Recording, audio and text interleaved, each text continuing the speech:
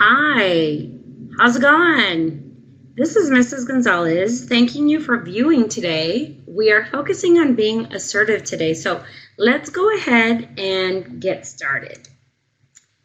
Imagine a scenario with me. Let's say we're in a classroom somewhere and you, as well as some of your classmates, walk in. As you walk in, I'm reading at my desk, ignoring all attempts any scholar makes to get my attention. My behavior is showing that I'm totally absorbed in my reading and that I do not want to be disturbed. Would you feel welcome as you came into the class in this scenario? Why or why not?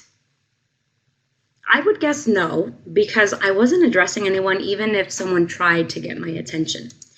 What are other messages that I would be sending to you through my behavior? I was acting totally absorbed with my reading, right? So I was sending the message that I did not want to be disturbed. And then could someone say that they felt I was being rude? I would venture to guess yes. Today, we will be exploring how people communicate different messages through their behavior. And everyone uses different behaviors to achieve different goals in different situations. Sometimes these behaviors come out in actions or words and can generate different reactions or responses. So we'll be looking at 3 different behaviors, the messages they send, and the responses they are likely to get. So here we have the 3 different types of behavior. We have passive, aggressive, and assertive. Have you heard these words before? I want you to pause this video for a minute or two, or maybe longer if you need to, and look up or come up with a definition of passive, aggressive, and assertive behavior. And think of behavior that would be considered to describe each of these. Please feel free to share all or some of your definitions in the video comments below. So go ahead and pause. All right. Well, we're going to go through the different definitions. So hopefully you had an opportunity to write your definition or definitions in the video comments below.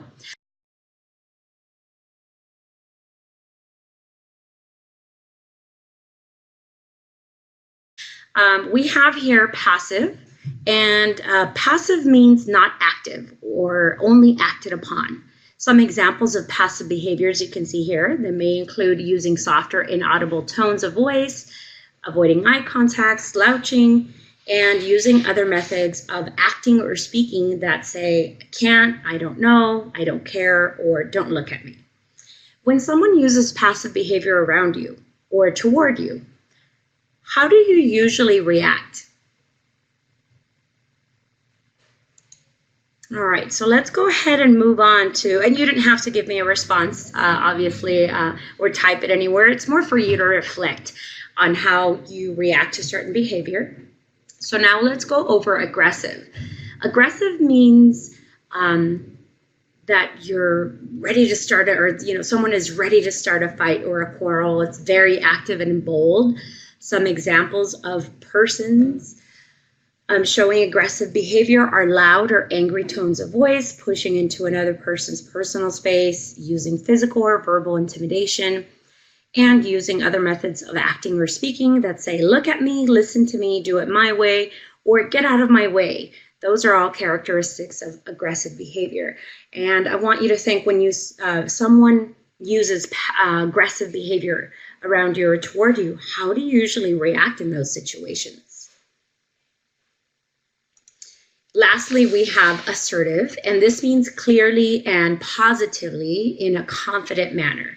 When someone is acting assertively, they may be calm and using a steady tone of voice, maintaining eye contact, keeping a straight posture, and using other methods of acting or speaking that say, I know who I am, I know what I'm doing, and I'm interested in who you are, or I respect you as a person. Those are all characteristics of assertive behavior. So when some think of, try to recall a situation in which someone behaved assertively with you or around you, how did you react in those cases?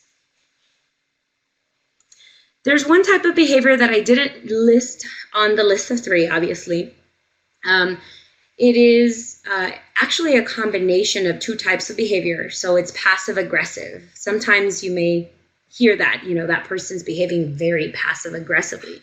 And in my opinion, it's the worst type of behavior and pretty immature. Passive aggressive behavior is a combination, as I mentioned, of both the passive and aggressive behaviors. It's an indirect and non-confrontational resistance, or being aggressive in a non-confrontational way. Someone who is passive aggressive can be considered pretty sneaky in that they are aggressive towards someone, but do it in a way that is not so obvious.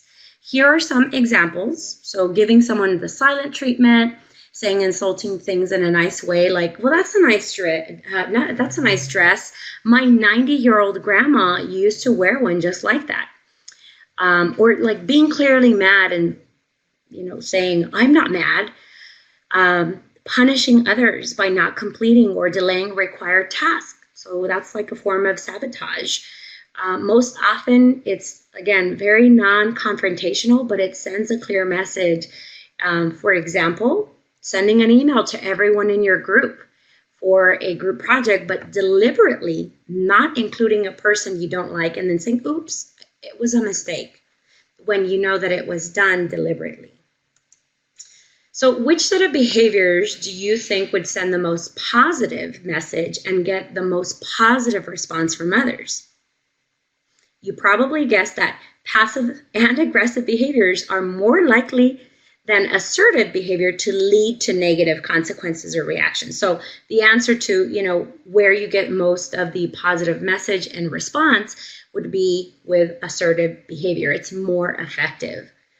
So this is actually, this SEL Spotlight will be continued in next week's SEL Spotlight as we begin to learn to put assertive communication or assertive behavior in practice. For now,